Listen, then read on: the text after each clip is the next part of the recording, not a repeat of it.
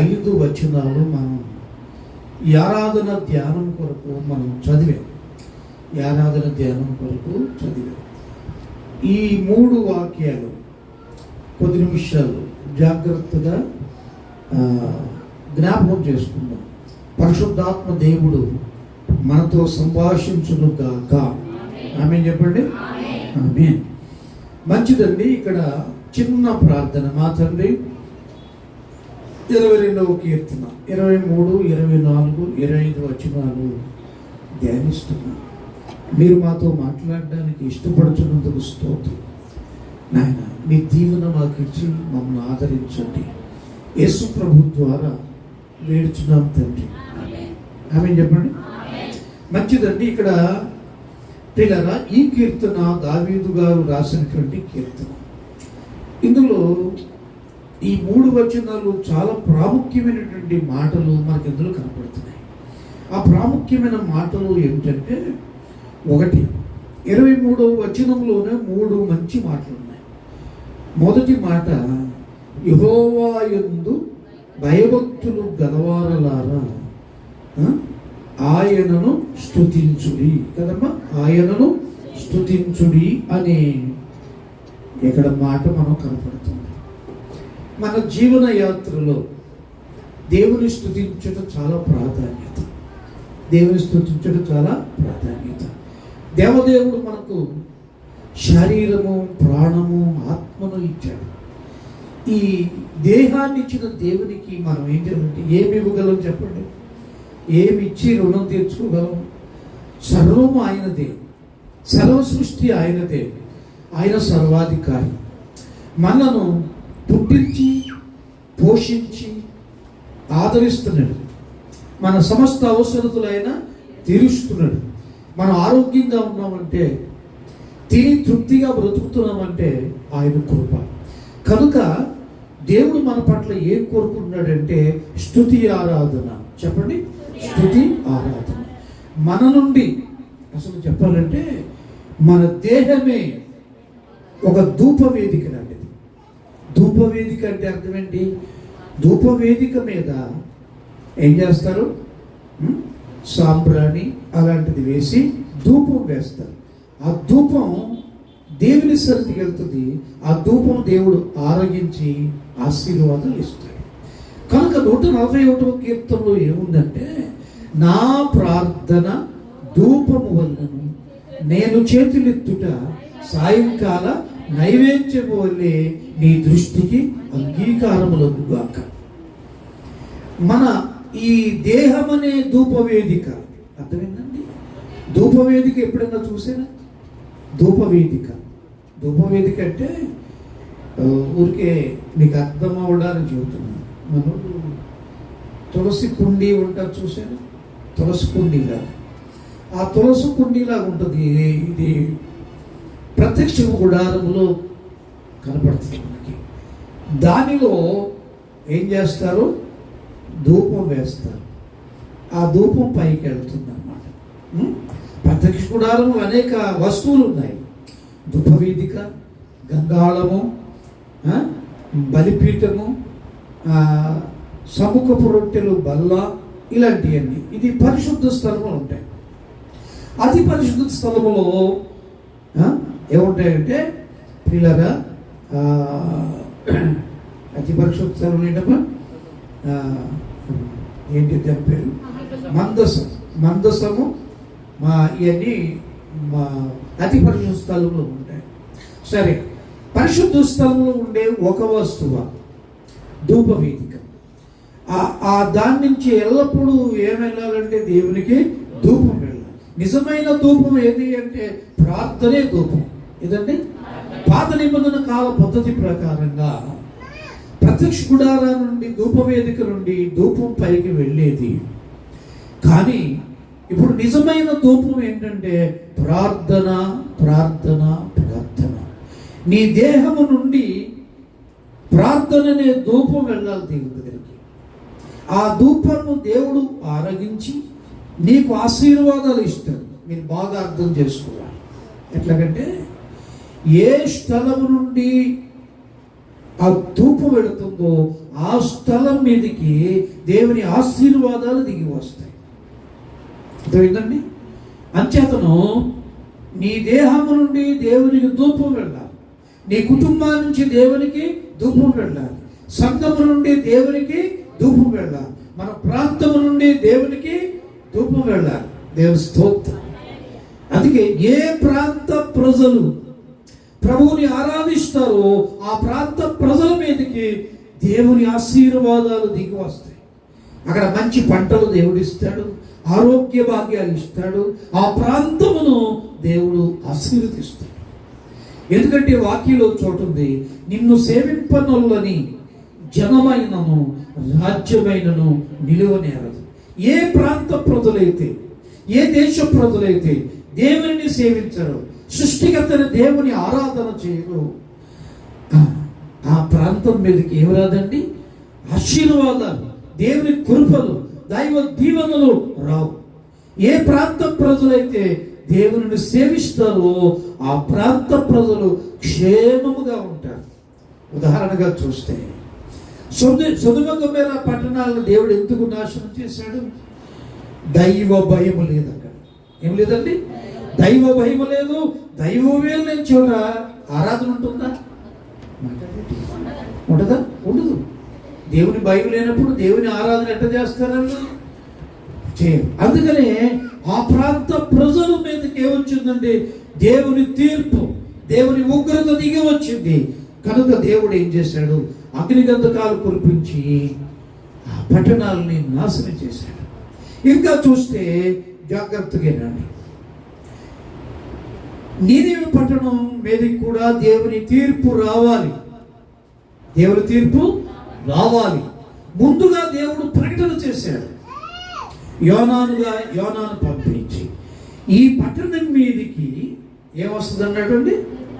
దేవుని యొక్క తీర్పు. దేవుని తీర్పు, దేవుని ఉగ్రత రాబోతుంది, మీరు మార్పు చెందండి దేవుడు యోనా గారి ద్వారా ప్రకటించాడు. ఆ ప్రజలు మారుమనసు పొంది దేవుని తట్టుకు మళ్ళుకున్నారు కనుక దేవుడు పంపించే తీర్పును ఆపాడు. ఏం చేశాడు? దేవుడు పంపే తీర్పును ఆపాడు. ఇక్కడ యోనా గ్రంథంలో రిఫరెన్స్ మీరు చూసుకోవాలి కనుక నేను చెబుతున్నాను. 1వ అధ్యాయం తెరవండి. యోనా గ్రంథం 1వ అధ్యాయం. యోనా పుస్తకం 1వ అధ్యాయం 1వ వచనాన్ని చదువుతారా? యెహోవా వాక్కు అమిత్తయి కుమారుడైన నీనివే పట్టణస్థుల దోషము నా దృష్టికి ఘోరమాయను గనుక నీవు లేచి నీనివే మహాపట్టణం పోయి దానికి దుర్గతి కలుగునని. ఏముందమ్మా ఇక్కడ? దానికి ఏమొచ్చేద్దంట? మార్పు లేదు, పాపముతో ఉన్నది, శాపగ్రస్తమైపోయింది. కనుక దేవుని దుర్గతి, దేవుని తీర్పు దాని మీద రాబోతుందని ప్రకటన చేయగా ఆ ప్రజలు, ఏ ప్రజలు అండి?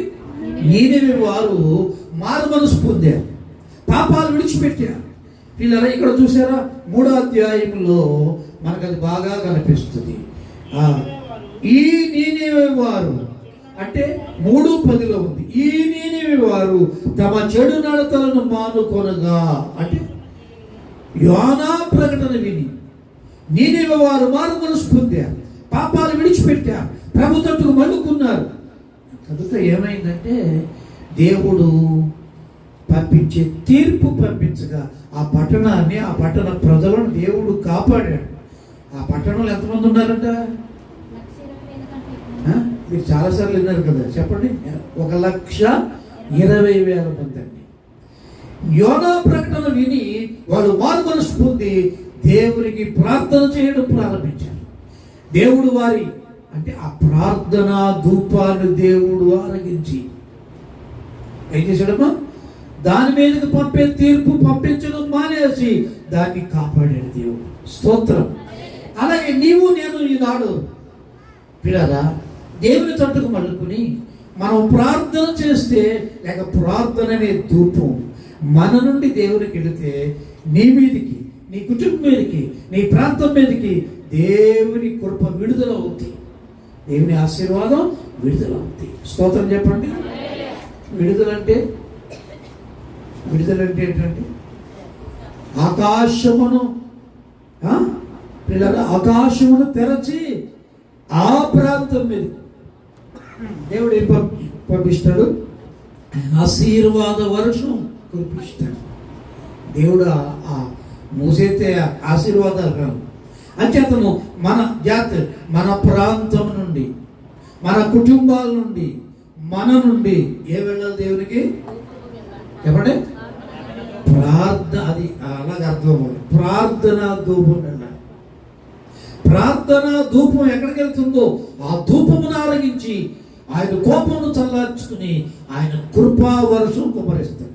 స్తోత్రం చెప్పండి. హల్లెలూయా, హల్లెలూయా. చూసారా ఎంత మంచి మాటలు. కనుక ఇంకా మీరు జాగ్రత్తగా, ఇంకా మీకు ఇంకా అర్థం అవడానికి ఇంకో మాట చూపిస్తాను. ఆదికాండం 8వ అధ్యాయం చూడండి. 20వ వచనం, 21వ వచనం.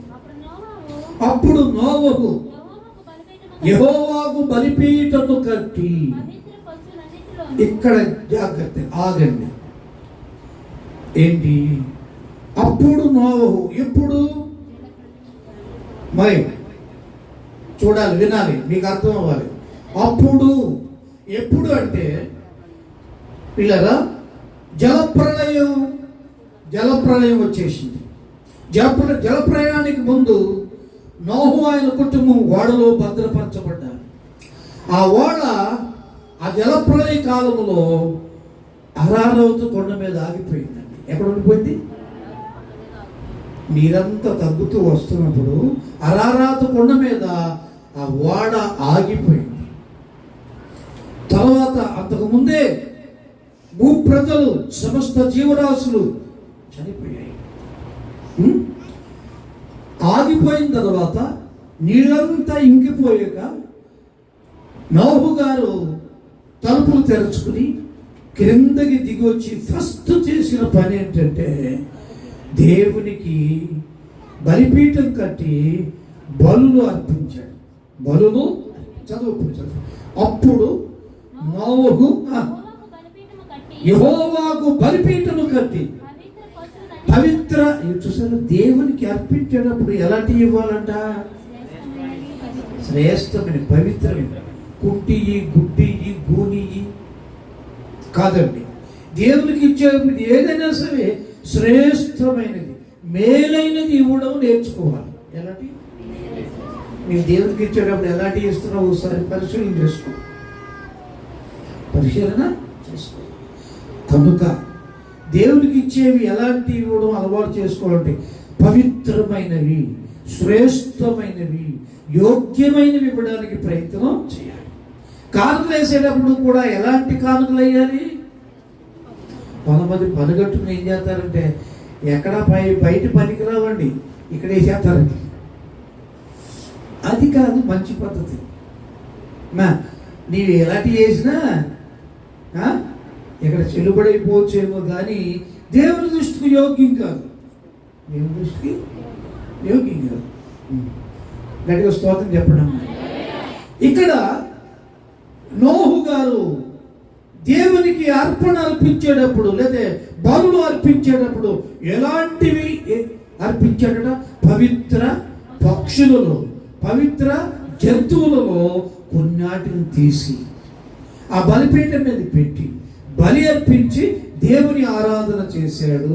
ఆమేన్ చెప్పడం గడిగానే. ఇక్కడ మా అన్నమ్మ గారు దేవునికి ఇప్పుడు మరి ఇస్తుందో లేదో నాకు తెలియదు, కానీ ఇదంతా సైడ్ వ్యాపారం అయింది. ఇప్పుడు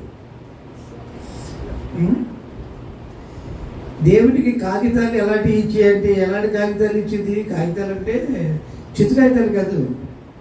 100 రూపాయల కాగితమైనా, 20 రూపాయల కాగితమైనా, 10 రూపాయల కాగితం, కొత్తది ఏదైతే అది అట్టుకొచ్చి దేవుడికి ఇచ్చింది. అందుకే ముసలి దాన్ని ఇంకా ఉంచాడు దేవుడు. ఏమాయి వెనకాల అమ్మాయి మాట్లాడతారా? స్తోత్రం. దేవునికి ఇచ్చేటప్పుడు నీకు మంచి మనసు ఉండాలి, సదాభిప్రాయం ఉండాలి, శ్రేష్టమైనవి, మేలైనవి, పవిత్రమైనవి దేవునికి ఇవ్వడం అలవాటు చేసుకుంటే దేవుడు నీకు కూడా అలాగే ఇస్తాడు. ఈయుడి మీకు ఇవ్వబడదు. మీరు ఎలా ఇస్తారో అలాగే పొందుకుంటారు. ఏంటండి, మనం ఎలాగే ఇస్తామో అలాగే దేవునికి ఇచ్చేటప్పుడు మంచి మనసుతో ఇవ్వండి, ప్రేమతో ఇవ్వండి. పిల్లరా, దేవుడు మీకు కూడా ఎలాగిస్తాడండి, అలాగే ఇచ్చేస్తాడు. వాడు దీవించబడ్డాడు, దేవుడు మంచి మనసుతో ఇచ్చాడు, తిరిగి రిటర్న్ ఆశీర్వాదం వచ్చింది. ఇవ్వడం అంటే అర్థం ఏంటి తెలుసా? చూడు, ఇవ్వడం అంటే అర్థం ఏంటంటే తిరిగి పొందుకునుట అని అర్థం. ఇచ్చుట అంటే అర్థం ఏంటి? తిరిగి పొందుకునుట. మీకు అర్థమయ్యే మాటలు చెప్తున్నాను. ఒక రబ్బరు బంతి తెచ్చుకుని గోడకేసి కొట్టండి, ఏం చేస్తుంది? తిరిగి నీ దగ్గరికి వస్తుంది. అది ఎంత గట్టిగా కొట్టావో అంత స్పీడ్ వస్తుంది. దేవునికి నీవి ఎలా ఇచ్చావో అలాగ నీ దగ్గరికి వచ్చేస్తాయి. నువ్వు ఒకటిస్తే వెయ్యి వస్తాయి, నీకు ఒకటిస్తే వెయ్యి వస్తాయి. దేవునికి ఇచ్చేటప్పుడు లెక్కలేస్తారు, డొక్కలేస్తారు. ఒక మంచి జేబు నిండా రూపాయలు ఉంటాయి. ఆ వెయ్యిడు ఏమేస్తాడా? 5 పైసలు 10 పైసలు వేరి వేరి ఏం చేస్తాడు? నీకు అందుకని అయ్యే వస్తాయి తిరిగి. దేవునికి ఇచ్చేటప్పుడు శ్రేష్టమైనవి ఇవ్వాలి, ఘనమైనవి ఇవ్వాలి. దేవుడు అలాగునే నీకైనా ఇచ్చువాడై ఉన్నాడు. ప్రభు స్తోత్రం. నేను ఆ మాట అంటాను, దేవునికి ఇచ్చి ఎవరైనా పాడయ్యారా? దేవునికి ఇచ్చి ఎవడైనా పాడయ్యాడా? ఎవరు పాడలేదు. ఇవ్వక పాడైన వాళ్ళు ఉన్నారు, ఇచ్చిన వారు అభివృద్ధి పొందారు. బైబిల్ చెబుతుంది మనకి సామెతలో, వెదచల్లి అభివృద్ధి పొందిన వారు కలరు, తగిన దానికన్నా తక్కువ ఇచ్చి లేపుకి వచ్చేసి కరువుకు వచ్చేసాడు. ఇచ్చిన వాడు భాగ్యవంతుడు, ఇచ్చిన ప్రతివాడు పొందుకుంటాడు. ప్రభు స్తోత్రం చెప్పండి. ఎక్కడ చెప్పండి? హల్లెలూయా, హల్లెలూయా. అందుకని మనం దేవునికి ఇవ్వడం నేర్చుకోవాలి. దేవునికి ఇస్తున్నాము అంటే దేవుని దగ్గర దాచుకుంటున్నాము. ఏం చేస్తున్నాం? బ్యాంకులో వేసుకున్నట్టే. ఎక్కడ వేసుకున్నట్టు? బ్యాంకులో వేసుకున్నట్టే. ఇదేమో ఈ బ్యాంకులో వేస్తాం, దేవునికి ఇస్తే పరలోక బ్యాంకులో వేస్తున్నాం. ఎక్కడ? దేవుడు ఏమంటాడో తెలుసా? ఒకవేళ నీవిచ్చి నీవు చనిపోయావు అనుకో, వినమా, నీ మీద నా మీద ఎట్టుకుంటాను. ఈ మాట అంటే మీరు కొంతమంది భయం వేసి ఇప్పుడు చచ్చిపోతానేమో అని. నేను దేవునికి ఇచ్చి తిరిగి పొందుకోకుండా నేను పరలోకం వెళ్ళిపోతే లెక్క కట్టి మీ నాన్నగారు ఇది ఇచ్చాడయ్యా నాకు, ఇదిగో ఇంతకంటే అంత అనేక రెట్లు నీకు ఇస్తున్నానని ఇచ్చేస్తాడు నా పిల్లలకి, ఆత్మీయ పిల్లలకి. దేవుడు ఎప్పుడు మనకు రుణపడడు, దేవుడు ఎప్పుడు మనకు అచ్చి ఉండడు. నీ వచ్చి ఉండాలి కానీ ఆయన నీకు అచ్చి ఉండడు. ఆమేన్ చెప్పండి హల్లెలూయా. సరే, కానీ ఇక్కడ ధ్యానాంశములో జలప్రళయం వెళ్ళిపోయిన తర్వాత నోహు గారు కృతజ్ఞత హృదయం నిండింది. అందరూ చచ్చిపోయారు, సర్వ జీవరాశులు చనిపోయాయి. దేవుని నేను మనసారా ఆరాధన చేయాలి, ఆయనను స్తుతించాలని మంచి మనసుతో నోహు గారు ఏం చేశాడంటే అక్కడ బలిపీఠం కట్టి మా నీ ఇంట్లో ఎప్పుడైనా బలిపీఠం కట్టావా? ప్రార్థనా కూటం పెట్టావా? ప్రతి వారి ఇంట బలిపీఠం ఉండాలి, ప్రార్థన బలిపీఠం ఉండాలి. ఎన్ని సంవత్సరాలైనా విశ్వాసులు కొంతమంది ఇంట్లో కృతజ్ఞత ప్రార్థనే ఉండదు, అది మంచిది కాదు. కృతజ్ఞత ప్రార్థన జరిగి తీరాలి మీకు, అది నీకు ఆశీర్వాదం. బలిపీఠము కట్టి ఏం చేశాడట? పవిత్ర పక్షులలో పవిత్ర జంతువులలో కొన్ని తీసి దాని మీద బలి అర్పించాడు. అక్కడ ఏం చేశాడు? బలి అర్పిస్తే జరిగింది ఏంటి? చూడు, వాక్యం చూడండి. అప్పుడు అప్పుడు యెహోవా, ఎంత మంచి మాట చూసారా, అప్పుడు యెహోవా ఇంపైన సువాసన నాగ్రోణించి అనే మాట ఉంది. ఈ మాట మీద మనసారా చెప్పండి. అప్పుడు యెహోవా ఇంపైన సువాసన నాగ్రోణించి. అప్పుడు దేవుడు ఏం చేశాడంట, ఆ బలి అర్పణ నుంచి వచ్చినటువంటి ఆ ధూపమును ఏం చేశాడమ్మా, ఆ దేవుని దృష్టి కాదు, ఇంపైన సువాసన. ఏమైందా? ఇంపైన సువాసన. ఆగ్రోణించి దేవుడు ఆశీర్వాదాలు పంపాడు. స్తోత్రం చెప్పండమ్మా, హల్లెలూయా. దేవునికి మనం మంచి కార్యాలు ఏదైనా చేస్తే ఏం చేస్తాడమ్మా, దేవుడు ఆనందించి ఆశీర్వాదాలు పంపుతాడు. ఏం పంపుతాడే? ఆశీర్వాదాలు. అందుకే దేవునికి ఇచ్చేటప్పుడు ఉత్సాహంతో ఇవ్వమన్నాడు, సడుగుతో ఇవ్వద్దన్నాడు, పిసిరుతనంగా ఇవ్వద్దన్నాడు, మనపూర్వకంగా ఇవ్వమన్నాడు. చెప్పండి, మనపూర్వకంగా. హల్లెలూయా చెప్పండి గట్టిగా, హల్లెలూయా. ఇక్కడ నోహు గారు బలిని అర్పించేటప్పుడు మనపూర్వకంగా శ్రేష్టమైనవి, పవిత్రమైనవి దేవునికి ఇచ్చినప్పుడు దేవుడు ఏం చేశాడట, ఆ ధూపమును ఆరగించాడు. ధూపమును మరలా చూద్దాం.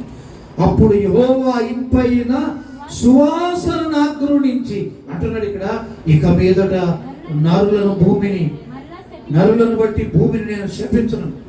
ఎందుకనగా నరుల హృదయాలోచన బాల్యం నుండి చెడదే. నేను ఇప్పుడు చేసిన ప్రకారం ఇక సమస్త జీవులను సంహరించను అన్నాడు. ఇది సంహరించడానికి ఒక నిబంధన పెట్టాడు. మేఘంలో ఆయన ధనుసు పెట్టాడు. అతని భయంకరమైన వర్షం వచ్చినప్పుడు ఆ ధనుసు ఇంద్రధనుసు కనపడుతుంది. ఇంద్రధనుసు వచ్చినప్పుడు ఏమైపోవాలి? వర్షం ఆగిపోవాలి. ఏమైపోవాలి? దేవుడు తన నిబంధనను జ్ఞాపకం చేసుకుంటాడంటప్పుడు, నేను జలప్రళయాన్ని రానివ్వను. ఇప్పుడు వచ్చేయన్నీ మామూలు వర్షాలు, వరదలు, వానలే కానివ్వండి, జలప్రళయం రాదిక. దేవుడు నిబంధన చేసేసాడు. దేవునికి స్తోత్రాలు. నీ నుండి ఇంపైన సువాసన వెళితే నీ మీదకి ఏమొస్తాయంటే దేవుని కృపలు కుమ్మరించబడతాయి, దేవుని దీవెనలు ఈవెలు కుమ్మరించబడతాయి, ఆశీర్వాదాలతో నింపబడతాయి. దేవుని స్తోత్రం చెప్పగలిగా, హల్లెలూయా. చాలాసార్లు చెప్పాను కానీ జ్ఞాపకం చేస్తాను ఈ వాక్యం యొక్క రుజువు కొరకు. మాకు బట్టలు లేక చాలా బాధపడేవాడు. ఏమా సరైన ఆహారం లేక మేము చాలా బాధపడేవాళ్ళం. కానీ వాక్యాన్ని బట్టి నేను ఏమి నేర్చుకున్నానంటే దేవునికి ఇవ్వడం నేర్చుకున్నాను. ప్రతి ఏడాది కొంతమంది దైవ సేవకులకు వస్త్రాలు తీసి మంచి భోజనం పెట్టి దేవుని స్తుతించడం ప్రారంభించాడు. అప్పటి నుంచి దేవుడు ఏం చేశాడు, అసలు మాకు వస్త్రాలు కుదిరేలేదు.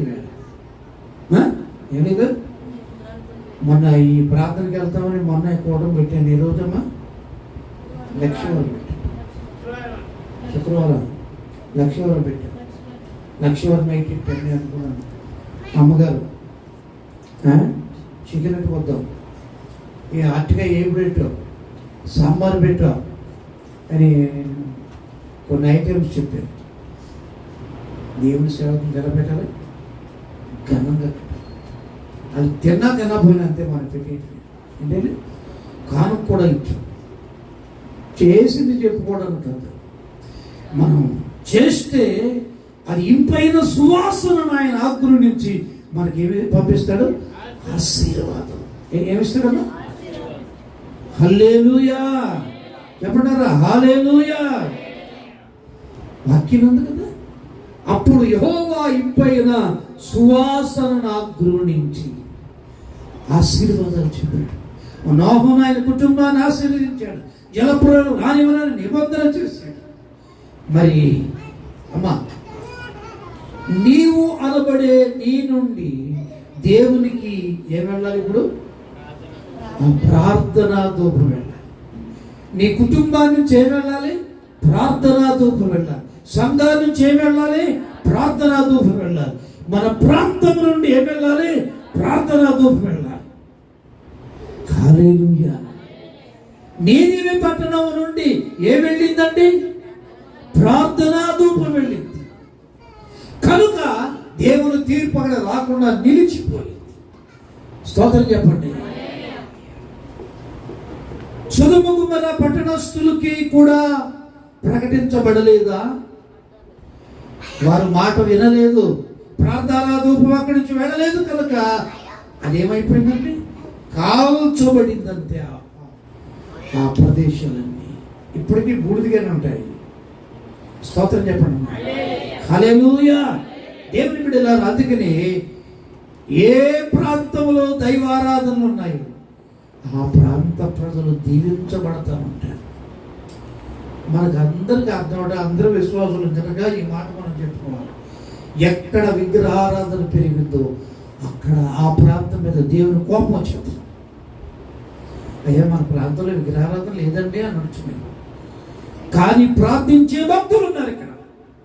ఎవరున్నారు?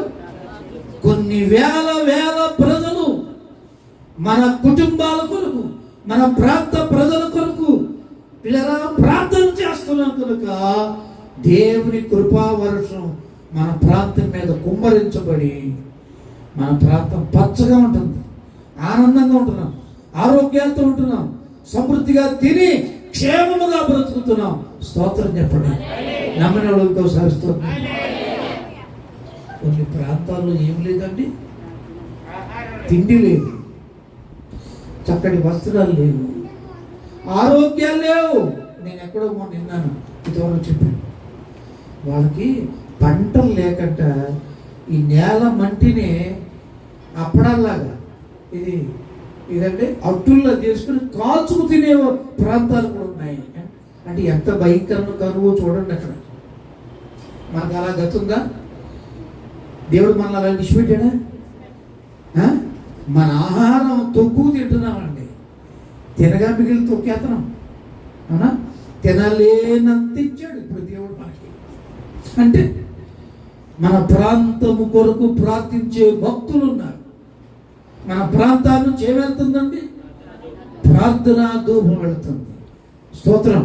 ఎక్కడ చెప్పండి. హల్లెలూయా. సరే, ఇక్కడ కుటుంబం దగ్గరికి వెళితే కొర్నేలి ఇంటి నుండి ఏం వెళుతుందంట? ప్రార్థనా. ప్రతిరోజు ఆ మాట చదవండమ్మా. ఇది ఎక్కడ? అపోస్తలుల కార్యం 10వ అధ్యాయం. రిఫరెన్స్ చెప్పమ్మా. రిఫరెన్స్ మొదటి వచనం అర్థం లేదు. ముందుకెళ్ళి 3వ వచనం. 3వ వచనం చదువు. పగలు ఇంచుమించు 3 గంటల వేళ దేవుని దూత, అది కాకుండా అతడు తన ఇంటి వారందరితో కూడా దేవుని యందు భయభక్తులు గలవాడై ఉండి ప్రజలకు బహుధర్మము చేయొచ్చు ఎల్లప్పుడూ ప్రార్థన చేయాలి. కొర్నేలి గారింటికి ఆ కుటుంబానికి ఉండే అలవాటు ఏంటండి? ఆ కుటుంబ యజమానుడు వాళ్ళు ఏం చేస్తున్నాడు? ప్రార్థనలో పెడుతున్నాడు. అమ్మాయి ఏం చేస్తున్నాడు? ఎప్పుడు? ప్రతిదినము అక్కడ ఆ దేశపు టైం అది. ఏది? ఇంచుమించు పగలు 3 గంటల కన్నా ఉంది ఇక్కడ.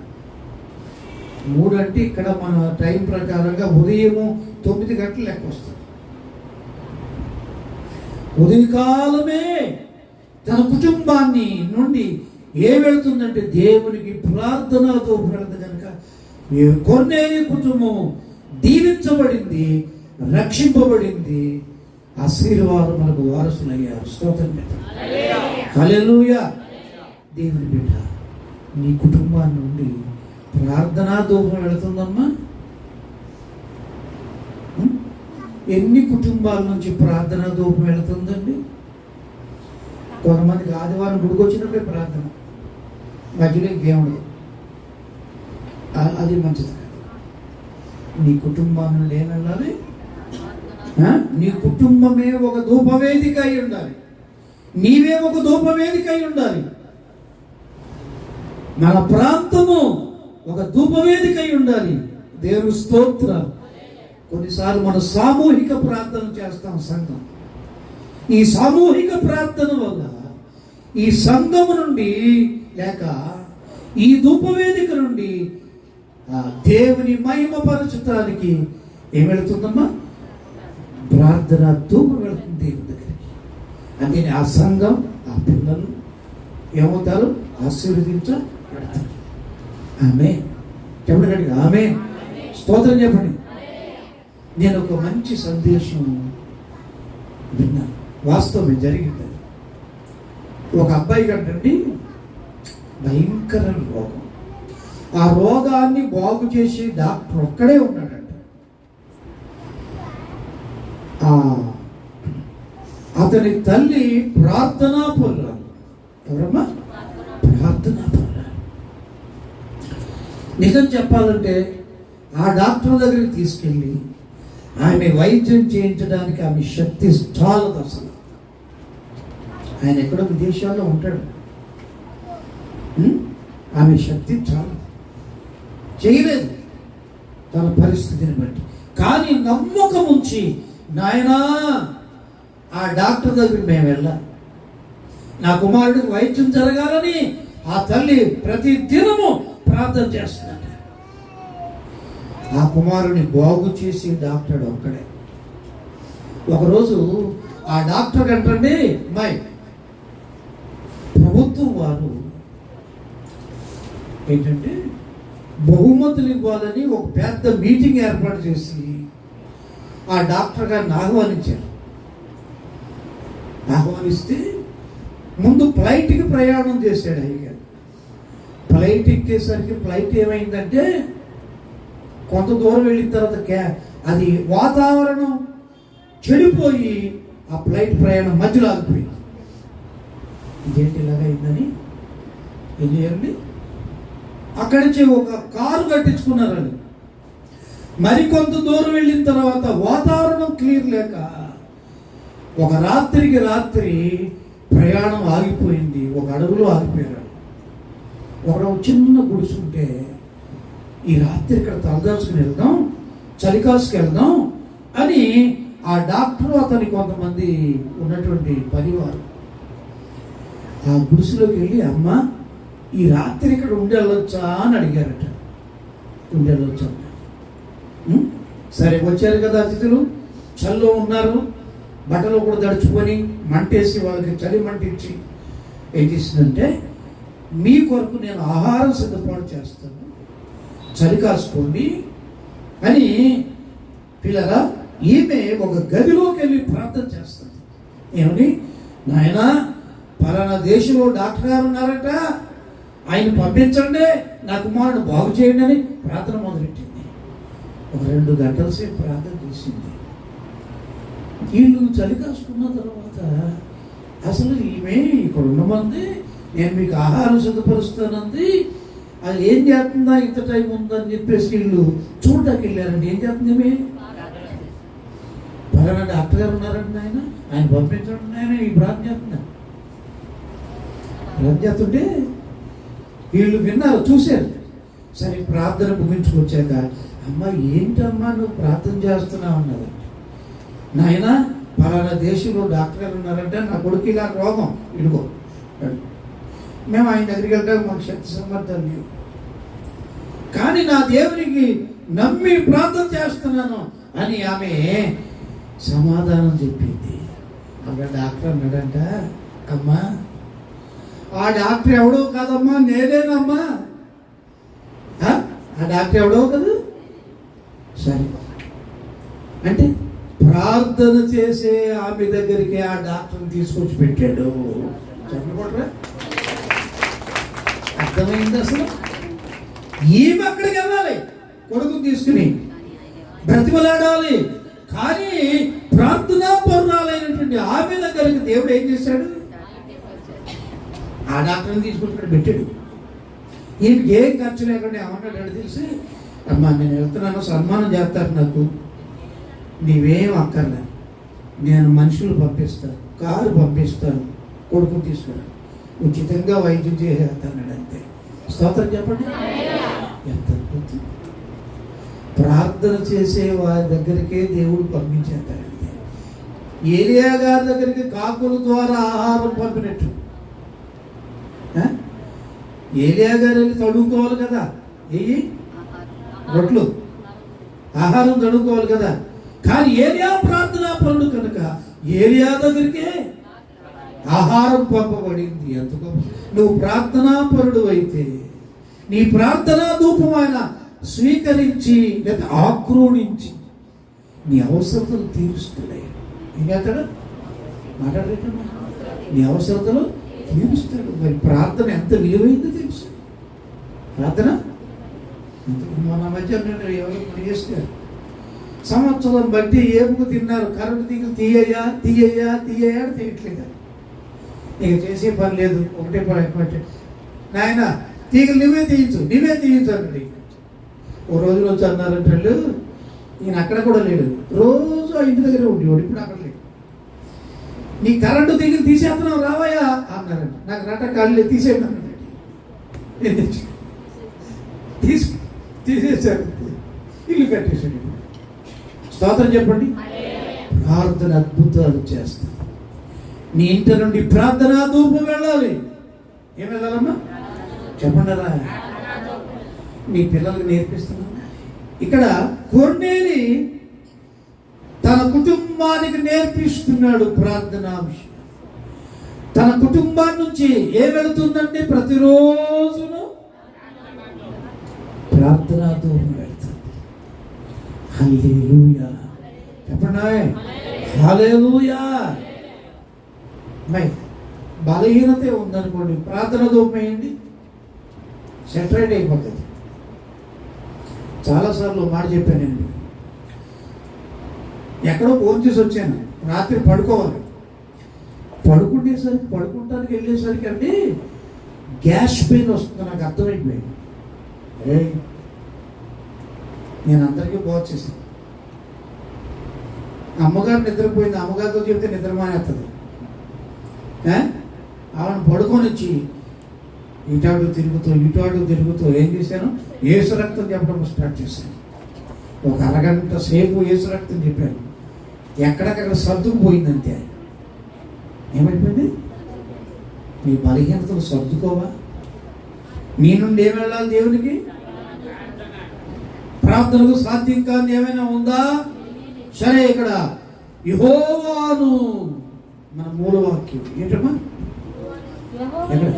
యెహోవా యందు భయభక్తులు గలవారులారా ఆయనను స్తుతించుడి. ఏం చేయాలా? మనం ఆయన దగ్గర పొందుకోవడమే కాదండి, స్తుతించడం నేర్చుకోవాలి. మనం ఆయన దగ్గర తీసుకోవడమే కాదండి, ఆయన ఇవ్వడం నేర్చుకోవాలి. ఏమి ఇవ్వాలి? స్తుతియాగం, స్తుతి అర్పణ. ఏమి ఇవ్వాలమ్మా? స్తుతి అర్పణ. హల్లెలూయా గట్టిగా హల్లెలూయా. ఒకటి. రెండు యాకోబు వంశస్థులారా మీరందరూ ఆయనను ఘనపరచుడి. దేవుని ఏం చేయాలంట? ఘనపరచు. ఏం చేయాలమ్మా? ఘనపరచుట. కొంతమంది అండి దేవుని నామాన్ని చులకనగా మాట్లాడతారు. చులకనగా ఎవరు మాట్లాడతారు వాళ్ళే చులకన అయిపోతారు. దేవుని నామము ఘనంగా మాట్లాడితే వాళ్ళ దేవుడు గనులుగా చేస్తాడు. నన్ను ఘనపరచు వారిని నేను ఘనపరుస్తానన్నాడు ఆయన. ఎవరైతే నన్ను తృణీకరిస్తారో వారు తృణీకరించబడతారు. దేవుని ఘనపరచండి. తోటి వారిని కూడా ప్రేమగా మాట్లాడండి. స్తోత్రం చెప్పండి అమ్మా.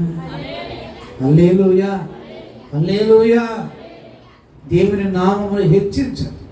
నీ నుండి దేవుని నామం ఏమవ్వాలి? ఘనపరచబడాలి. ఘనపరచబడితే దేవుడు నిన్ను ఘనులుగా చేస్తాడు. స్తోత్రం కలుగుగాక. హల్లెలూయా, హల్లెలూయా. ఎంత మంచి మాట. యాకోబు వంశస్థులారా మీరందరూ ఆయనను ఎవరు కనపరుస్తారు? వారు కనులవుతారు. మూడవ మాట, ఇశ్రాయేలు వంశస్థులారా మీరందరూ ఆయనకు భయపడుడి. ఏలట భయపడడం అంటే అర్థం ఏంటి? భయపడడం అంటే పెరిగితనం కాదు. భయపడడం అంటే ఆయన లోపడ్డం. అమ్మా, భయపడడం అంటే భార్య భర్తకు భయపడుతుందంటే అర్థం ఏంటి?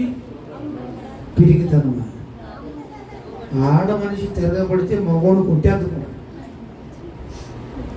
ఏం కదా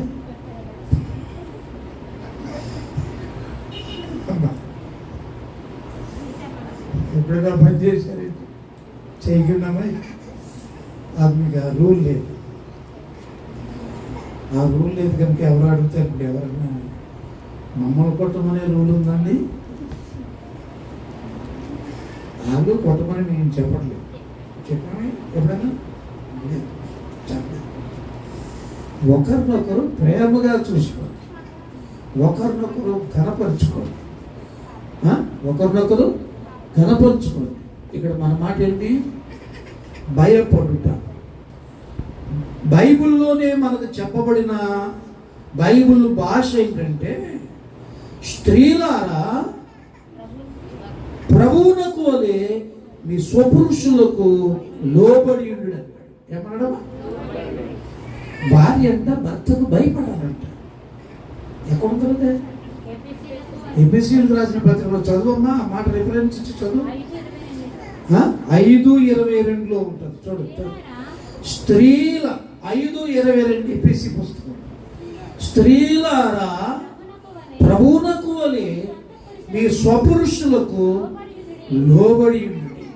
ఇంకా క్రీస్తు సంఘమునకు శిరస్సయున్న లాగున పురుషుడు భార్యకు శిరస్సై ఉన్నాడు. క్రీస్తే శరీరమునకు రక్షకుడై ఉన్నాడు. అమ్మ, ఇక్కడ 33వ వచనం చదువులు సరిపోతాయి. మెట్టుకు మీరు ప్రతి పురుషుడు తనను వలె తన భార్యను ప్రేమింపవలెను. ఇక్కడ భార్య అయితే, అమ్మ అమలారు చెప్పండి మీరు ఈ మాట. భార్య అయితే మాట రానివ్వండి, చెప్పండి. భార్య అయితే, అమ్మలు చెప్పండి. భార్య అయితే తన భర్త యందు భయము కలిగి ఉండునట్లు చూచుకొనవలెను. మీరు వెనకాల మాట మీరు చెప్పలేదు, చెప్పారా? చెప్తే అలా చేయాలని మీ భయం. చదవండి ఆ మాట, చదవడం. భార్య అయితే భర్త యందు భయము కలిగి ఉండునట్లు చూచుకొనవలెను. ఏ భార్య అయితే భర్త యందు భయము కలిగి ఉంటుందో ఆమె పవిత్రురాలు, ఆమె ఆశీర్వదించబడినటువంటి స్త్రీ, ఆమె దేవునికి ఇష్టమైన అమ్మాయి, దేవునికి ఇష్టమైన స్త్రీ. ప్రభుకి స్తోత్రం. మా స్త్రీలారా నేను అడుగుతున్నాను ఇప్పుడు, స్త్రీలారా మీ స్వపురుషులకు భయపడుతున్నారా?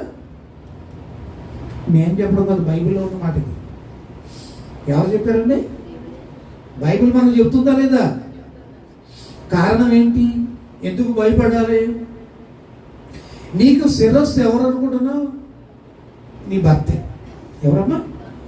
స్త్రీకు శిరస్సు పురుషుడు కనుక లోబడాలి, భయపడాలి. ఈ రెండు మాటలు అక్కడ ఉన్నాయి. ఈ రెండు మాటలు. అసలు గొడవలు ఎందుకు వస్తాయండి కోపలునా? వాళ్ళిద్దరి మధ్యలో గొడవలు ఎందుకు వస్తాయండి? ఈ లేక చెప్పండి. ఈ లేక కుటుంబాలు సమస్యలకు ఎందుకు గురవుతున్నాయి? రెండే సూత్రాలు. ఒకటి, పురుషుడు భార్యను ప్రేమించాలి, భార్య పురుషునికి భయపడాలి, లోపడాలి. ఇది ఎక్కడైతే ఉండదో ఆ కొంపలు కూలిపోతూ ఉంటాయి. అది ఎక్కడైతే ఉందో ఆ కుటుంబం ఆశీర్వదించబడుతూ ఉంటుంది. స్తోత్రం చెప్పడమా, హల్లెలూయా. భయపడ్డం అంటే అర్థం పిరిగితనం కాదు. భయపడ్డం అంటే గౌరవించడం, భయపడ్డం అంటే లోపడటం, భయపడ్డం అంటే తగ్గించుకోవడం. సంఘమైన మనం దేవునికి ఏం కలిగి ఉండాలంటే భయము కలిగి ఉండాలి. ఏం కలిగి ఉండాలి అమ్మా చెప్పండి కదా. ఆయన ఆకాశం ముందు ఉన్నాడు, మనం భూమి మీద ఉన్నాం. ఆయన గొప్పవాడు, మనం ఆయన సృష్టి కనుక ఆయనకి ఏమవ్వాలి, మనం భయపడాలి. ఎక్కడ దైవ భయం ఉంటుందో జాగ్రత్తగా అన్నమాట. ఎక్కడ దైవ భయం ఉంటుందో అక్కడే దేవుని ఆశీర్వాదాలు ఉంటాయి.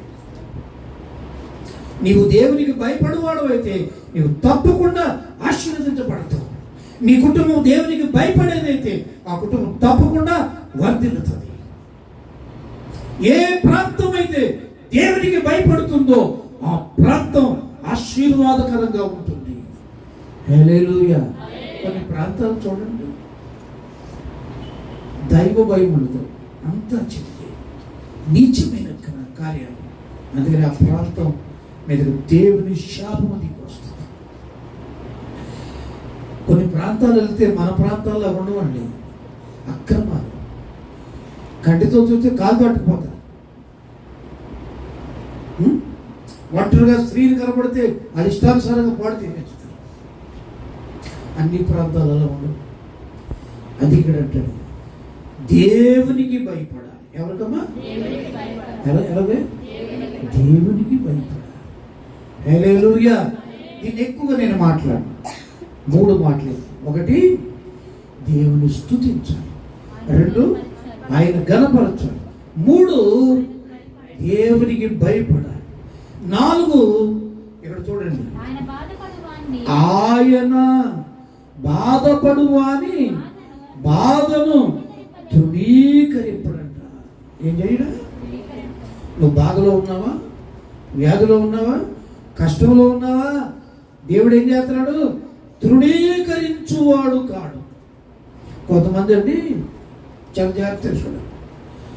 ఎవరైనా బాధల్లో ఉన్నారనుకోండి, మామూలుగా వచ్చింది అనుకుంటాం, వీడికి ఏమంటారు కదా, అప్పుడే వ్యాఖ్యానం చేస్తాం. వీడెప్పుడు ఏం బాధపడినట్టు. బాధలో ఉన్న వారి కొరకు ప్రార్థన చేయి, వారికి విడుదల కలుగునట్లు. ఏం చేయాలమ్మా? అంతే తప్ప వ్యాఖ్యానాలు చేసి నీవు ఇంకా వాళ్ళు అసలు బాధలో ఉంటే ఇంకో బెడ్ వేసి ఏం చేయకూడదు, ఆ బాధను ఎక్కువ చేయకూడదు. వాళ్ళు శారీరకంగానూ ఆర్థికంగానూ బాధలో ఉంటారు. ఆ బాధ కంటే నోటి మాటల వల్ల వచ్చే బాధ ఇంకెక్కువ. ఆ బాధనే పడవచ్చు, ఈ బాధ అసలు పడలేదు. దేవునికి స్తోత్ర. నీ నోటి మాటల వల్ల ఇతరులను ఏం చేయకూడదట, బాధపరచకూడదు. కానీ దేవుని తత్వం ఏంటంటే బాధపడు అని బాధను చూసి ఆయన తృణీకరించలేదు. కుష్ఠరోగి వచ్చాడు, నీకు ఎందుకు వచ్చిందిరా అన్నాడా? కనికరం చూపి బాగు చేశాడు. ఏం చూపాడు? హల్లెలూయా. పాపాత్మురాలు స్త్రీ వచ్చింది, ఒళ్ళు కొవ్వి బంద్ చేసేవే అన్నాడా? ఏమన్నాడు? కనికరించి క్షమించాడు. ఏం చేశాడు చెప్పండి? కనికరించి క్షమించబడింది, క్షమాపణ పొందింది. దేవునికి స్తోత్రం. హల్లెలూయా. ఇతరులకు మనం ఏమి ఇవ్వాలంట? ఈ వాక్యాన్ని కూడా చెప్పు, క్షమాపణ ఇవ్వాలి. ఏమి ఇవ్వాలి? అమ్మగారు టీలో పంచదార తక్కువ వేసింది, ఏం చేయాలా? పెద్ద కర్రించుకుని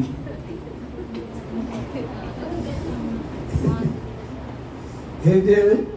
అమ్మ తక్కువైంది అని చెప్పి మళ్ళీ వేస్తాను. ఆ కాంత దగ్గరే గొడవ ఎక్కువైపోయింది. ఏమన్నా కదా? స్తోత్రం చెప్పండి. హల్లెలూయా.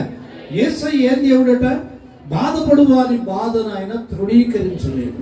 2 వారి దారి చూసి ఆయన అసహ్యపడలేదు. కృష్ణుడు వచ్చి అంటాడు, నీకు ఇష్టమైతే నన్ను అసహించుకున్నాడా? మాట చెప్పడమే కాకుండా ముట్టి బాగు చేశాడు. కొన్నిసార్లు మనకి రోగులుగా ఉన్న వారిని కొడతావా? ముడితాడికి ఇచ్చేది కొడతావా? నువ్వు రాసును పూసుకోమని నేను అంటలేదు అక్కడ. హల్లెలూయా, హల్లెలూయా. తృణీకరించలేదు, చూచి అసహ్యపడలేదు, తర్వాత తన ముఖమును అతనికి దాచలేదు. మేలు చేశాడు అన్నమాట. ఏం చేశాడు? కొంతమంది ముఖం చాటేసారు కదా బాధలో ఉన్న వాళ్ళు చూసి. అవును కదా ఏడా మేరీ గారు? బాధలో ఉన్నవాళ్ళు చూసి ఆ బాధలు మనం పంచుకోవాలని, మనం ఏదో సహాయం చేయవలసి వస్తుందని ముఖం సాటేసుకుని తిరుగుతారు. ఈదంటారా ఐదంట పోతారని కదా. దేవుడు ఎలాంటి వాడట? తృణీకరింపని వాడు, అసహ్యపడని వాడు, ముఖము దాచుకునేవాడు. దేవుని స్తోత్రం. అయితే బాధలో ఉన్నప్పుడు నువ్వు చేయాల్సిన పని ఏంటంటే మొరపెడుతున్నాయి. ఏం చేయాలండి? ఇక్కడ ఉంది, అప్పుడు వాడు ఆయనకు మొర్ర పెట్టగా ఆయన ఆలకించాడు. కష్టంలో ప్రార్థన చేయి. ఎవరైనా బాధలో ఉంటే వారి కొరకు ప్రార్థన చేయి. చేతనైనంత సహాయం వారికి చేయండి. ఇంకేలే చేతనైనంత. నేను ఒక్క మాట చెప్పి ముగిస్తాను. ఇక్కడ 41వ కీర్తన, 41వ కీర్తన ఇక్కడ 3వ వచనం. రోగశయ్య మీద యెహోవా వానిని ఆదరించును, రోగము కలుగగా నీవే వానిని స్వస్థపరచును. ఎవరిని? బీదలను కటాక్షించువాడిని. పైన ఏమంటారు? మొదటి మాట, బీదలను కటాక్షించువాడు ధన్యుడు. ఆపత్కాలంలో యెహోవా వారిని తప్పిస్తాడు, యెహోవా వారిని కాపాడి బ్రతికిస్తాడు. భూమి మీద వాడు ధన్యుడవుతాడు. శత్రువుల ఇచ్చుకు అతన్ని ఒప్పగించాడు. రోగము కలుగగా లేక రోగశయ్య మీద ఆ బలహీనుడిని జ్ఞాపకం చేసుకుంటాడు. ఏం చేస్తాడు?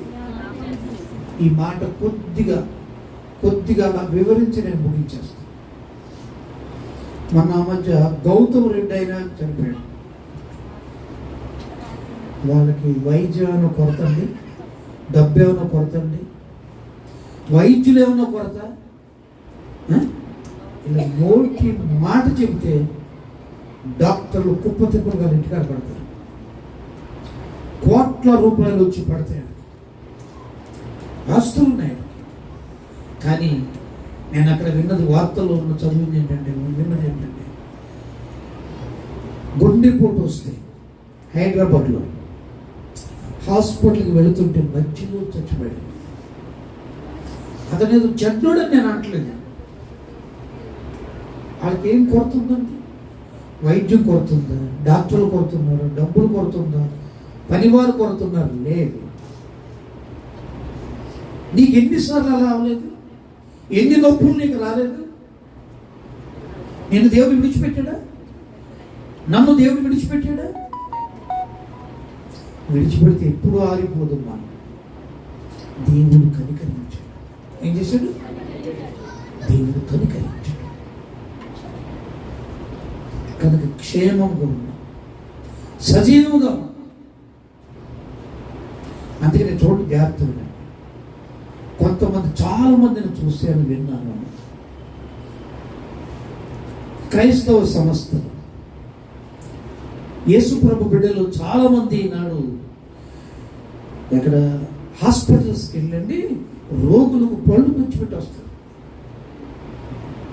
ఎక్కడైనా విన్నారా మీరు? యాక్చువల్ జరుగుతుందండి.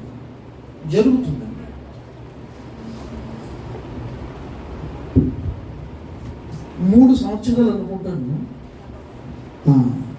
కరుణాకర్ గారు భీమవరం మన విశ్వాసం ప్రతి సంవత్సరం డిసెంబర్ 25వ తారీఖున జైలుకు తీసుకెళ్ళండి, వాళ్ళకి వాక్యం చెప్పించి తీసుకొచ్చి ఉన్నాను. జైలుకి వెళ్ళేటప్పుడు ఏం చేసేవాడంటే ఫ్రూట్స్ కొన్ని ప్యాకెట్లు కొనండి. అక్కడ 250-300 మంది ఖైదీలు ఉంటారు భీమవరం జైల్లో.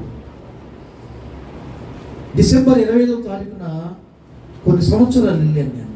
ఆయన తీసుకెళ్ళేవాడు. పాస్టర్ గారు మీరు వాకింగ్ ఎదురు కానీ అని అక్కడ అయ్యే ఖర్చు అంతా అంటే మనం వట్టిగా వెళ్ళడం కాదు అని ఏం చేసేవాడంటే కొన్ని పళ్ళు, యాపిల్ పళ్ళు ఇలాంటివి కొనేసండి కొన్ని ప్యాకెట్లు తీసుకుని అక్కడ జైలు అధికారులతో మాట్లాడి వెళ్ళండి, కోర్టును నడిపించి వాక్యం చెప్పించి వాళ్ళ కొరకు ప్రార్థన చేసిన తర్వాత ఆ వచ్చిన వాళ్ళందరికీ ఆ పళ్ళు పంచిపెట్టి పంపాడు. ఎవరికండి? జైల్లో ఉన్నవాళ్ళు. జైల్లో ఉన్నవాళ్ళు మనలో కూర్చున్నప్పుడు ఎవరి గదులు వాళ్ళు ఉన్నారు. ఇలాంటి కోర్టులో పెడతారంతే.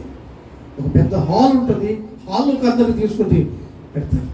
అప్పుడు వాళ్ళకి సందేశం ఇచ్చండి, ప్రార్థన చేసి పంపిస్తారు. ఇలాంటి చాలామంది ఉన్నారు. అలాంటి పరిచయం చేసి భోజనాలు పొట్లాలు ఇచ్చేవాళ్ళు ఉన్నారు.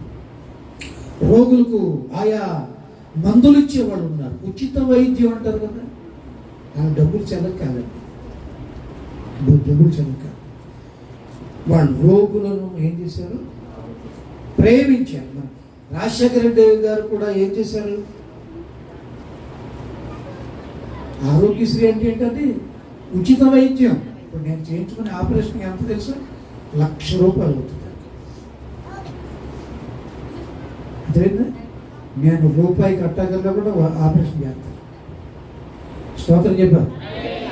మనం ఖర్చు పెట్టుకుంటాం, పై ఖర్చు అవి ఏమా. ఆరోగ్యశ్రీ అంటే ఏంటి? ఉచిత వైద్యం. స్తోత్రం. అందుకని ఆయన పేరు అలా ఉండిపోయింది అంతే. 108 అన్నారండి. 108 ఏంటంటే 108 అంటే అర్థం ఏంటి? మార్కు సువార్త 10:8 చదవండి. మార్కు సువార్త 10:8.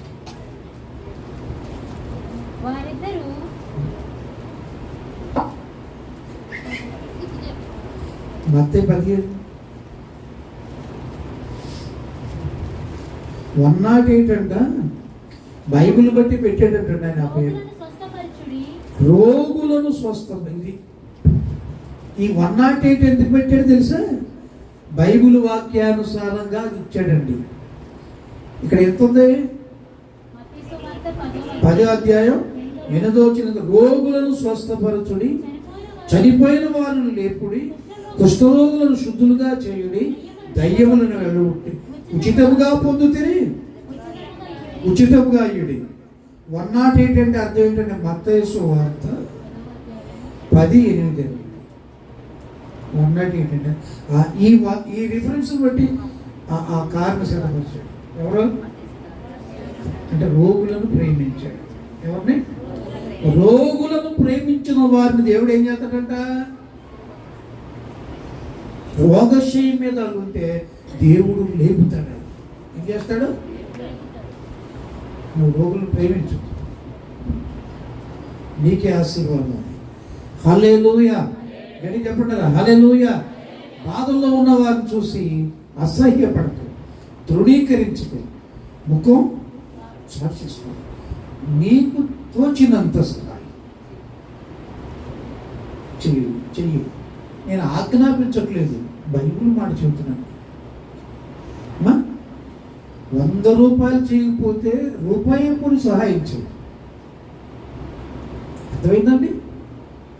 ఉన్నవాడు ₹100 చేయొచ్చు, నువ్వు ₹10 ఇవ్వలేవా? మాట్లాడే అమ్మా బాబు చేసిపోతే ₹1,00,000 ఖర్చు పెడతాడు వీడు. దేనికి? తినానికి. ₹1,00,000 ఎవరు ఖర్చు పెట్టుకున్నాడు? నిన్ను బతుకుంటుగా భోజనం పెట్టు, బతుకుంటుగా ప్రేమగా చూడు, బతుకుంటుగా ప్రేమగా చూడు. ఇది బల్లాలు పుడిచినప్పుడు మాట్లాడతాడు కానీ చచ్చిన తర్వాత మాత్రం వీడు గొప్ప కొరకు ₹1,00,000 ఖర్చు పెట్టి నిందించి పెట్టేస్తాడు. ఎవడెట్టకుండా నీకు పనికి మానోడా. యథవేషాలు మాను, సరైన మార్గంలో ఉన్నాడు. బతుకున్నప్పుడు అమ్మ బాబుతో మాట్లాడవేంటి నువ్వా? బతుకున్నప్పుడు ప్రేమగా మాట్లాడేవా? కన్నారు, పెంచారు, నీ ముడ్డుకు అడిగారు. కడగదు. నీ ముడి కడగకుండా నేను చూడడం అయ్యావా? అమ్మ బాబు ఇప్పుడు నీకేమైనా ప్రేమ ఉందా, లెక్క ఉందా? నాయపేపు చూస్తున్నాడు పాస్టర్ గారు అనుకుంటున్నాడు. అలా కాకుండా నీ ముందువు కాదు, మరణం వరకు నీవు రుణపడి ఉన్న వాళ్ళకి, మరణం వరకు రక్త మాంసాలు ఇచ్చారా? ప్రేమగా చూడు చాలు. చచ్చిన తర్వాత ఊరందరికీ పెద్ద నెట్టేస్తాడు. అతను ముందు చూసుకుంటాడు. ప్రార్థన చేయి. వృద్ధాప్యానికి వచ్చాడు. వృద్ధాప్యానికి వచ్చిన తర్వాత వాడు చూడు జాగ్రత్తగా, కష్టపెట్టకు. హృదయంలో వాడు వచ్చుకోకుండా జాగ్రత్తగా చూసుకో. నీకు దీవెన కలుగుతుంది. కలుగు. ప్రార్థన చేద్దాం. కలుగు.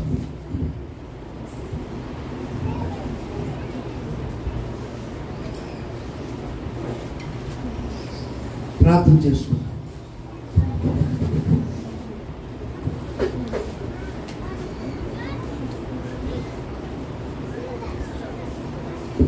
ఎవరిలోని మోకరించి ప్రార్థన చేసుకుందాం.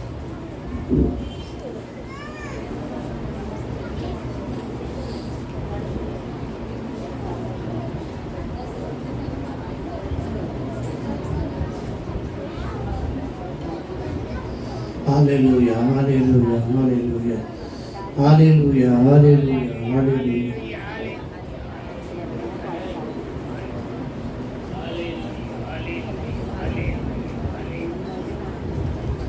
Thank you Jesus, thank you Jesus, thank you Jesus. ఎన్నో మాటలు ఉన్నాయి.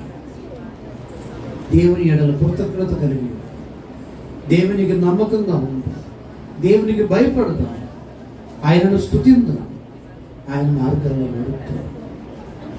దేవుని స్తుతి. హల్లెలూయా, స్తుతి. ప్రార్థన చేసుకుందామండి. ప్రార్థన చేసుకుందాం. ఎవరికి వాళ్ళు ప్రార్థన చేయండి.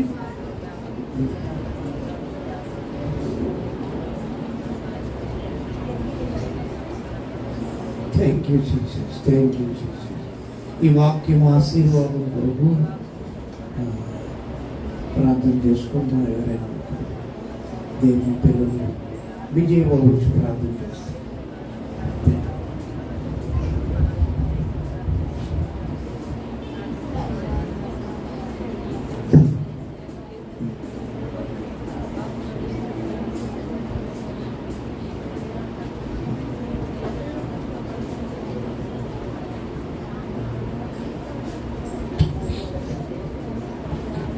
ప్రార్థన చేస్తున్నామండి. స్తోత్రం, స్తోత్రం, స్తోత్రం, స్తోత్రం, స్తోత్రం. మహాగరుడు, మహాపరిశుద్ధుడు, మా ప్రియ పరలోక తండ్రి, నీ ఉన్నతమైన శ్రేష్టమైన నామమున వందనాలు, స్తోత్రం చెల్లించుకున్న ప్రభు.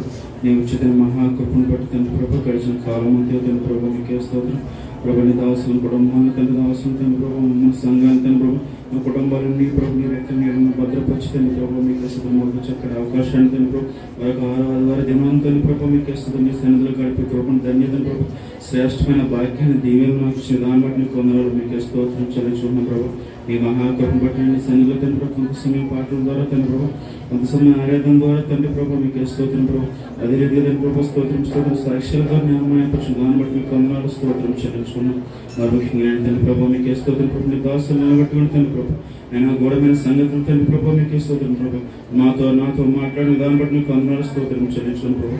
ఆయన ప్రభు నీ దాసులు వెండి తట్టి తండ్రి ప్రభు మీకు స్తోత్రం. మీ అందించిన మాటలు బట్టి ప్రభు నాలో మాలని ఇక్కడ ఫలింపచ్చమని ప్రార్థన చేస్తున్నాను ప్రభు. కొన్నిటి చెప్తున్నాడు, మీరు ఎవరు సేవించినట్టు తండ్రి ప్రభు, నేను మాత్రమే నా యెహోవాను, నా ఇంటి వారు యెహోవాను సేవిస్తానని ప్రభు మీకు స్తోత్రం ప్రభు. ప్రార్థన విషయంలో తండ్రి ప్రభు కృతజ్ఞత కలిగి ఉన్నాడు తండ్రి ప్రభు. అటువంటి కృపను దీవెన ధన్యత మాకు అందరికీ దయచేయమని ప్రార్థన చేస్తాను. కృప చూపించండి, మమ్మల్ని అందరినీ జ్ఞాపకం చేసుకుని ప్రార్థన చేస్తాను. నీ రెక్కల చాటును భద్రపరచమని ప్రార్థన చేస్తాను. మా కుటుంబంలో నమస్కారం తండ్రి ప్రభు మీకు ఇస్తుంది. ఎవరి అవసరం వచ్చిన సన్నిధిలో వచ్చి ప్రార్థన చేస్తున్నారు ప్రభు, ప్రతి ఒక్క అవసరం ఈ నాలో తీర్చమని ప్రార్థన చేస్తాను. కృప చూపించి నా మహిమ జరిగిన కృప చూపించుకుని జరగబోదు కార్యక్రమం నీ చేతిలో పెడుతూ ప్రభు రక్షణ యేసుక్రీస్తుని ప్రకటించున్నాం తండ్రి. కానుకలు అర్పణ చేసుకుందాం. కానుకలు అర్పణ చేసుకుందాం. అందరూ లేచి నిలబడి మీ కానుకలు వేయండి దేవునికి.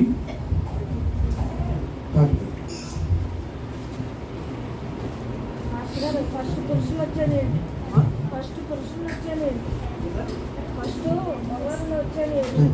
పురుషుడు గుడ్.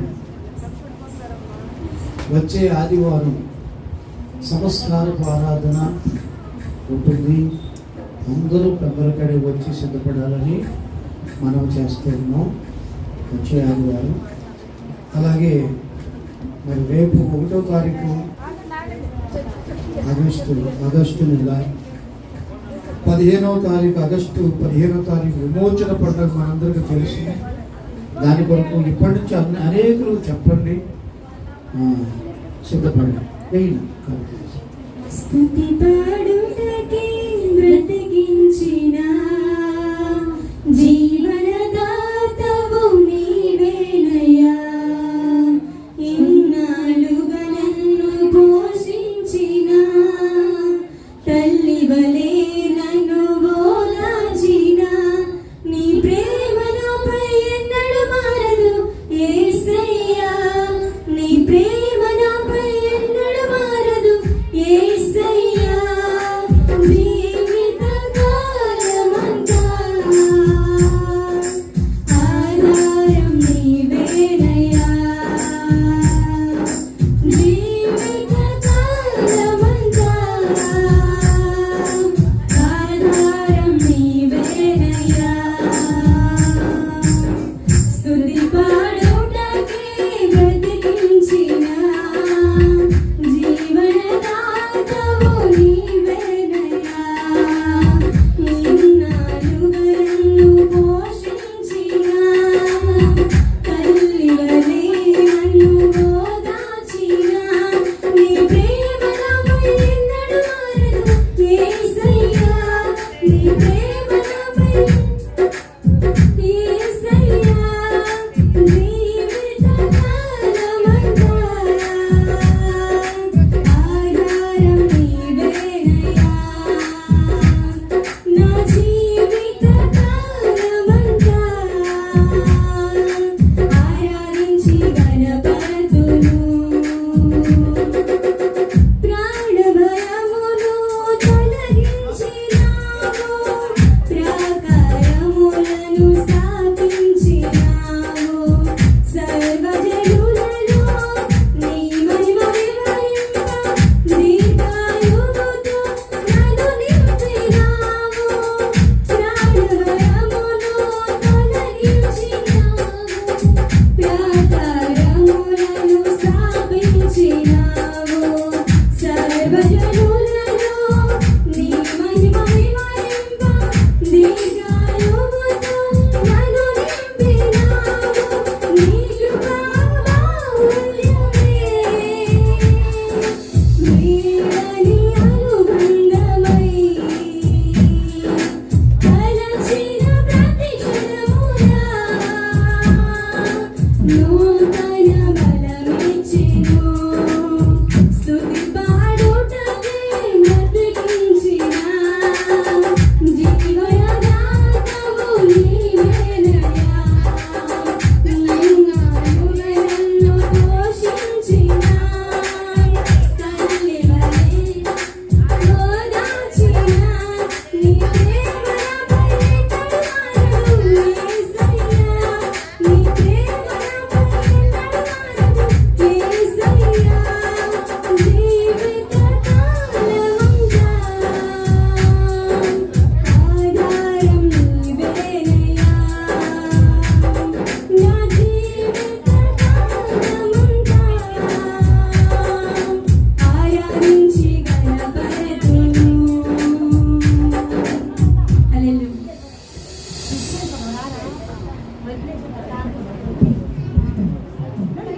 కూర్చోండమ్మా ఒకసారి.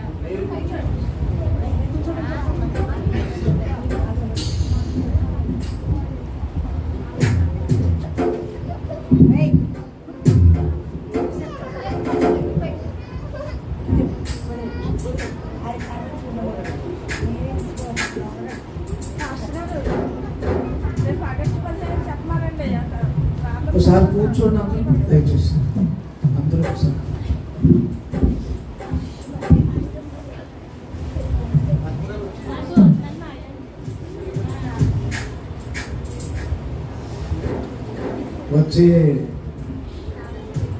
వచ్చే ఆదివారం సంస్కార ఆరాధన అందరూ సిద్ధపడాలని మనం చేస్తున్నాం. పెద్దలకడే రావాలి, ఇది గమనించాలి.